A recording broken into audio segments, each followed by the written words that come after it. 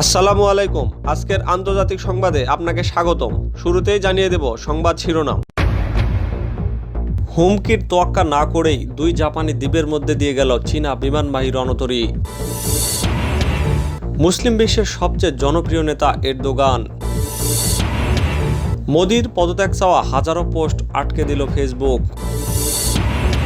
বিস্তারিত খবরে জানবেন মৃত্যুর 10 বছর পরেও সক্রিয় লাদেন।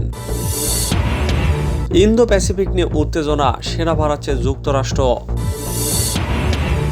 এদিকে ভারতের হাসপাতাল থেকে নিখোঁজ 3000 করোনা রোগী।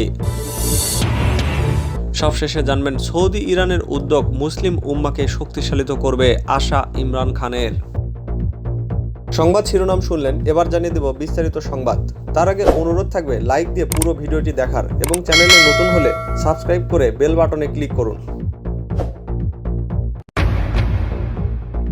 হুমকির তোয়াক্কা না করেই দুই জাপানি দ্বীপের মধ্য দিয়ে গেল চীনা বিমানবাহী রণতরী।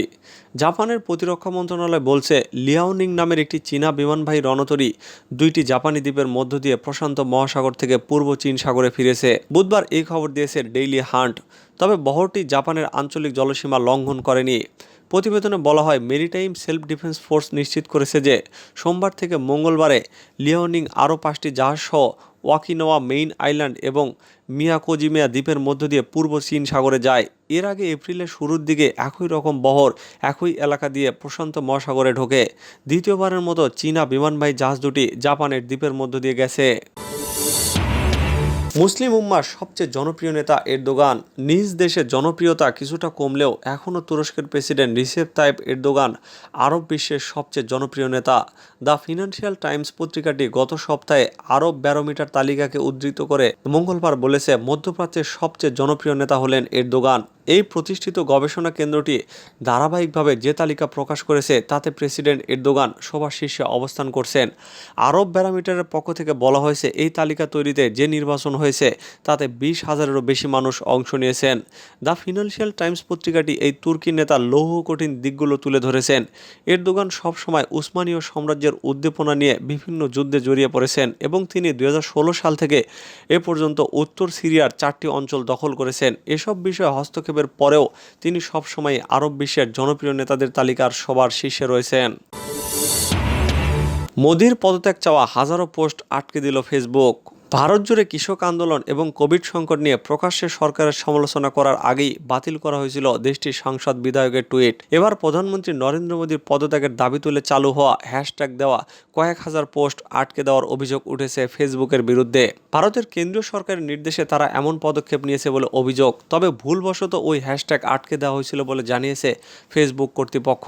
ভারতে করোনা সংকট যে ভয়াবহ আকার ধারণ করেছে এবং তার প্রকোপে স্বাস্থ্য ব্যবস্থায় যে বিপর্যয় নেমে এসেছে তার জন্য কেন্দ্রীয় সরকারকেই দায়ী করছেন সাধারণ মানুষের একটা বড় অংশ।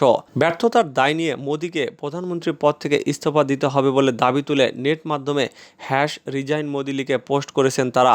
বুধবার সকাল থেকে টুইটার এবং ফেসবুকে অন্যতম জনপ্রিয় হ্যাশট্যাগ হিসেবে উঠে এসেছিল সেটি। বৃহস্পতিবার সকালেও টুইটারের হ্যাশট্যাগের তালিকায় শীর্ষ রয়েছে এই রিজাইন মোদি। কিন্তু বুধবার বেশ কিছুক্ষণের জন্য ফেসবুক ওই হ্যাশট্যাগ বন্ধ করে দেয়। হ্যাশট্যাগ রিজাইন মোদি কিছু লেখা পোস্ট করতে গেলেই সেটি ব্লক করে দেওয়া হয়েছে বলে বার্তা ভেসে ওঠে। শুধু তাই নয়, ওই হ্যাশট্যাগ দেওয়া সমস্ত পোস্ট সরিয়েও নেওয়া হয়। বলা হয় ওই হ্যাশট্যাগ ফেসবুকের নীতির পরিপন্থী। এর জেরে বেশ কয়েক ঘন্টার জন্য ওই হ্যাশট্যাগ দেওয়া কোনো লেখা পড়া যাচ্ছিল না। অবশ্য শুধু ভারতের ক্ষেত্রেই ওই হ্যাশট্যাগ আটকে দেওয়া হয়। যুক্তরাষ্ট্র, কানাডা এবং ব্রিটেনের মানুষ তা পড়তে পারছিলেন। এ নিয়ে একের পর এক অভিযোগ উঠে আসতে শুরু করলে ফেসবুকের বিরুদ্ধে সরব হন নেটিজেনরা। কেন্দ্রীয় সরকারের নির্দেশে ফেসবুক কর্তৃপক্ষ তাদের বাক স্বাধীনতায় হস্তক্ষেপ করছে বলে অভিযোগ করেন তারা। অনেকে ফেসবুক বয়কট করার ডাকও দেন। তারপরই প্রায় ঘন্টা 3 পর ওই হ্যাশট্যাগ দেওয়া লেখা ফের নজরে আসতে শুরু করে। মৃত্যুর 10 বছর পরেও সক্রিয় ওসামা বিন লাদেন। প্রায় এক দশকের চেষ্টায় পাকিস্তানে আল কায়দার প্রতিষ্ঠাতা ওসামা বিন লাদেনকে হত্যা করতে পেরেছিল যুক্তরাষ্ট্রের বিশেষ বাহিনী। কিন্তু মৃত্যুর এক দশক পরও ইসলামিক যোদ্ধারা তাকে ঘিরেই সক্রিয়। এমনকি গত বছর তাদের মেরুকরণে আমূল পরিবর্তনও এসেছে।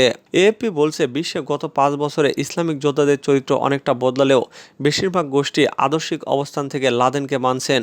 অথচ লাদেনের লাশ নিয়ে গোষ্ঠীগুলো রাজনীতি ঠেকাতে কবর না দিয়ে আরব সাগরে ভাসিয়ে দিয়েছিল যুক্তরাষ্ট্র। আজ পর্যন্ত লাদেন লাদেনের লাশের সন্ধান কেউ পায়নি। তারপরও ইসলামিক যোদ্ধাদের প্রেরণার প্রতীক হয়ে আছেন তিনি। সৌদি নাগরিক লাদেন তার প্রোপাগান্ডার গুরুত্ব বুঝতে পেরেই দীর্ঘমেয়াদী ক্যারিশম্যাটিক চরিত্র দাঁড় করান। সরাসরি কোনো লড়াই তাকে দেখা না গেলেও ভিডিওতে বক্তব্য দেওয়ার সময় লাদেনের পাশে অ্যাসল্ট রাইফেল থাকত।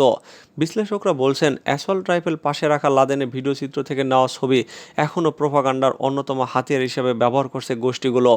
আমেরিকান এন্টারপ্রাইজ ইনস্টিটিউটের ক্রিটিক্যাল থ্রেটস প্রকল্পের উপদেষ্টা ক্যাথরিন জিমারম্যান বলেন, অনুসারীদের উদ্দেশ্যে ওসামা বিন লাদেন খুব সাবধানতার সঙ্গে তার ব্যক্তিত্বকে কাজে লাগিয়েছেন। ধর্মপ্রাণ মুসলিমের ঐতিহ্যবাহী পোশাক, সঙ্গে ক্যামোফ্লেজ জ্যাকেট ও পাশে রাখা অ্যাসল্ট রাইফেল এমনভাবে কাজ করেছেন যেন এই ছবি দেখলে মনে হবে তিনি আধ্যাত্মিক ও সামরিক নেতা। যোদ্ধাদের দলে ফেরাতে লাদেনের এই ছবির প্রকল্প সফল দাবি করে যুক্তরাষ্ট্রভিত্তিক সৌফান সেন্টারের গবেষণা পরিচালক কলিন ক্লার্ক বলেন, লাদেনের ওই ছবি গণহারে বিলি করে ব্যাপক সফলতা পায় গোষ্ঠীগুলো। লাদেন বেঁচে থাকতে অন্য অনেক ইসলামী দলের সঙ্গে তার মতপার্থক্য থাকলেও মৃত্যুর পর অনেক দলই তার ছবি ব্যবহার করতে শুরু করেন। জিয়াদোলজি ওয়েবসাইটের পরিচালক ও গবেষক অ্যারন জেলিন বলেন, লাদেনের মৃত্যুর আগে ইসলামিক স্টেট ও আল কায়দার মধ্যে দ্বন্দ্ব ছিল, কিন্তু ইসলামিক স্টেটের সদস্যদের কাছে ব্যাপক জনপ্রিয় ছিলেন তিনি। কিছু ক্ষেত্রে আইএস নিজেদের লাদেনের যোগ্য উত্তরসূরি মনে করে। লাদেনের তুলনায় আইমান আল জাওয়াহিরি বৈশ্বিক বিচারে অনেক নিষ্প্রভ। তিনি আরও বলেন, জিহাদিদের নিজেদের মধ্যে যুক্তরাষ্ট্রে হামলা সহ লাদেনের অনেক কৌশল নিয়ে বিতর্ক রয়েছে, তারপরও নিজেদের প্রয়োজনেই লাদেনকে মিথ বানিয়ে নিয়েছেন তারা। ইন্দো প্যাসিফিক নিয়ে উত্তেজনা, সেনা বাড়াচ্ছে যুক্তরাষ্ট্র। ইন্দো প্যাসিফিক অঞ্চলে সামরিক উপস্থিতি শক্ত করছে যুক্তরাষ্ট্র। প্রেসিডেন্ট হিসেবে 100 দিন দায়িত্ব পূর্ণ করার আগের দিন বুধবার রাতে কংগ্রেসের যৌথ অধিবেশনে দেওয়া ভাষণে এই ইঙ্গিত দেন জো বাইডেন। দ্য হিন্দু বলছে, যুক্তরাষ্ট্রের প্রেসিডেন্ট তার প্রতিপক্ষ চীনের উদ্দেশ্যে কড়া বার্তা দিয়েছেন। বলেছেন, আমেরিকা শ্রমিক ও শিল্পের বিরুদ্ধে অন্যায্য বাণিজ্য চাপিয়ে দিলে তাদের বিরুদ্ধে কঠোরভাবে দাঁড়াবেন তিনি। যুক্তরাষ্ট্র চীনের সম্পর্কে দীর্ঘদিন টানপোড়েন চলছে। তৎকালীন প্রেসিডেন্ট ডোনাল্ড ট্রাম্পের সময় তা তলানিতে পৌঁছে। উভয় দেশ একের পর এক বিভিন্ন পণ্যের উপর নিষেধাজ্ঞা ও কর আরোপ করে এই সম্পর্ককে রীতিমতো বাণিজ্য যুদ্ধের পর্যায়ে নিয়ে যায়। সাম্প্রতিক সময়ে বিতর্কিত দক্ষিণ চীন সাগরে বেইজিংয়ের সামরিক আগ্রাসন, হংকং ও তাইওয়ানে মানবাধিকার ইস্যুতে ওয়াশিংটনের সাথে সম্পর্কের চরম অবনতি হয়। যদিও জো বাইডেন আসার পর এই সম্পর্ক শিথিলের আভাস মিলেছিল, কিন্তু বাইডেন এদিন স্পষ্ট জানিয়ে দিলেন তার দেশ ইন্দো প্যাসিফিকে সামরিক অবস্থান আরও শক্ত করবে। তিনি এ সামরিক উপস্থিতি বাড়ানোর পিছনে সংঘাত প্রতিরোধের দোহাই দিয়েছেন। দীর্ঘদিন ধরেই বেইজিং কৌশলগতভাবে গুরুত্বপূর্ণ এই অঞ্চলে প্রভাব বিস্তারের চেষ্টা করে আসছিল। ওয়াশিংটন সে প্রচেষ্টায় বাধা দিতেই এমন পদক্ষেপ নিতে যাচ্ছে বলে মনে করছেন বিশ্লেষকরা। বাইডেন তার ভাষণে বলেন, আমি চীনের প্রেসিডেন্ট শি জিনপিংকে বলেছি যে যুক্তরাষ্ট্র সংঘাত শুরুর জন্য ইন্দো প্যাসিফিকে সামরিক ব্যবস্থাপনা শক্ত করছে না, বরং এই অবস্থানে সংঘাত প্রতিরোধ করা যাবে, অনেকটা ইউরোপের ন্যাটোর অবস্থানের মতো।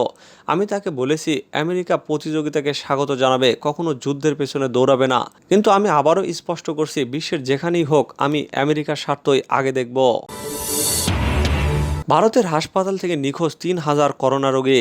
ভারতে করোনা সংক্রমণ নিয়ে হাসপাতালে ভর্তি থাকা প্রায় 3000 রোগী পালিয়ে গিয়েছে বলে প্রতিবেদন প্রকাশ করেছে দেশটির গণমাধ্যম হিন্দুস্তান টাইমস। পালিয়ে যাওয়া রোগীদের এখনও কোনো হদিস মেলেনি। তাদের খুঁজতে অভিযানে নেমেছে পুলিশ ও স্বাস্থ্য মন্ত্রণালয়। এমন কাণ্ড ঘটেছে দেশটির কর্ণাটক রাজ্যে। বৃহস্পতিবার এই চাঞ্চল্যকর খবরটি জানিয়েছেন রাজ্যের মন্ত্রী আর অশোকা। প্রতিবেদনে বলা হয়, করোনার এই ভয়াবহ পরিস্থিতির মধ্যেই কর্ণাটকের রাজধানী বেঙ্গালুরু থেকে নিখোঁজ হয়েছে 3000 করোনা রোগী। তাদের মোবাইলও বন্ধ, ফলে কোনোভাবেই তাদের খোঁজ পাওয়া যাচ্ছে না। এই 3000 করোনা রোগী যেখানেই যাবে সেখানে ব্যাপক হারে সংক্রমণ ছড়াবে। এমনকি অবিলম্বে ধরতে না পারলে এই রাজ্য মহারাষ্ট্র হয়ে উঠবে বলে আশঙ্কা স্বাস্থ্যকর্তাদের। তাই হন্যে হয়ে তাদের খোঁজা শুরু করেছে পুলিশ। সৌদি ইরানের উদ্যোগ মুসলিম উম্মাকে শক্তিশালী করবে আশা ইমরান খানের। ইরানের সঙ্গে শান্তি প্রতিষ্ঠার যে উদ্যোগ সৌদি আরব নিয়েছে তাকে স্বাগত জানিয়েছেন পাকিস্তানের প্রধানমন্ত্রী ইমরান খান। দুই দেশের মধ্যে শান্তি প্রতিষ্ঠা হলে তা মুসলিম উম্মাকে আরও শক্তিশালী করবে বলেও মনে করেন তিনি। ইমরান খান গতকাল এক টুইট বার্তায় এই কথা বলেন বলে খবর দিয়েছে তুর্কি গণমাধ্যম আনাদোলু। টুইটে পাক প্রধানমন্ত্রী বলেন, ইরানের সঙ্গে শান্তি প্রতিষ্ঠার যে উদ্যোগ সৌদি আরব নিয়েছে তাকে আমরা স্বাগত জানাই। ইরান আমাদের প্রতিবেশী এবং সৌদি আরব আমাদের ঘনিষ্ঠ বন্ধু।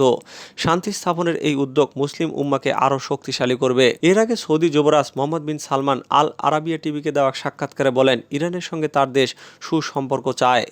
চলতি সপ্তাহে দেওয়া সাক্ষাৎকারে যুবরাজ বলেন, আমরা ইরানকে সমৃদ্ধশালী দেখতে চাই এবং আমাদের একে অপরের পারস্পরিক স্বার্থ রয়েছে, কিন্তু সমস্যা হলো ইরানের নেতিবাচক কর্মকাণ্ড, যেমন পারমাণবিক কর্মসূচি, এই অঞ্চলে মিলিশিয়াদের সমর্থন দেওয়া অথবা তাদের ক্ষেপণাস্ত্র কর্মসূচি। British daily the financial Times এক প্রতিবেদনে জানিয়েছে, গত 9 এপ্রিল ইরাকের রাজধানী বাগদাদে ইরান ও সৌদি আরবের প্রতিনিধিদের গোপন বৈঠক হয়। এরপরই এমন সাক্ষাৎকার দিলেন সৌদি যুবরাজ। তাছাড়া আগামীতে রিয়াদ ও তেহরানের মধ্যে দ্বিতীয় দফা বৈঠক হতে পারে বলে মনে করা হচ্ছে।